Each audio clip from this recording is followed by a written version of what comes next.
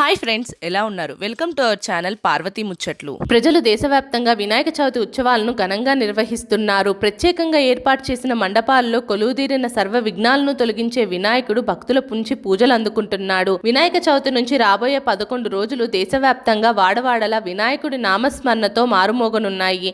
తెలుగు రాష్ట్రాల్లో వినాయక చవితిని ఎంతో ఘనంగా జరుపుకుంటారు.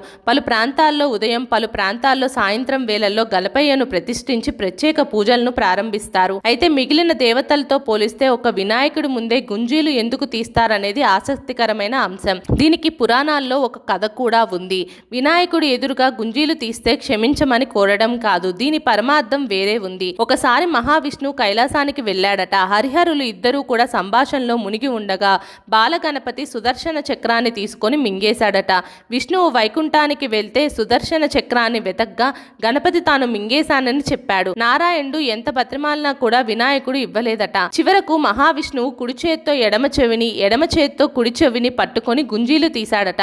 అది చూసి గణపతి పడిపడి నవ్వడంతో సుదర్శన చక్రం నోట్లో నుంచి బయటకు వచ్చేసింది. గుంజీలు తీసి విష్ణుమూర్తి తనకు కావాల్సింది పొందాడు. నాటి నుంచి గణపతి ఎదురుగా గుంజీలు తీస్తే కోరిన కోరికలు నెరవేరుతాయని విశ్వాసం ఏర్పడింది. ఇలా చేయడం వల్ల మెదడు చురుగ్గా ఉంటుందని శాస్త్రవేత్తలు చెప్తున్నారు. మా వీడియోస్ కనుక మీకు నచ్చినట్టయితే మా ఛానల్ని లైక్ చేయండి, షేర్ చేయండి, అలాగే సబ్స్క్రైబ్ చేసుకోవడం మాత్రం అస్సలు మర్చిపోకండి. మరిన్ని ఇలాంటి వీడియోస్ కోసం మా ఛానల్ని ఫాలో అవ్వండి.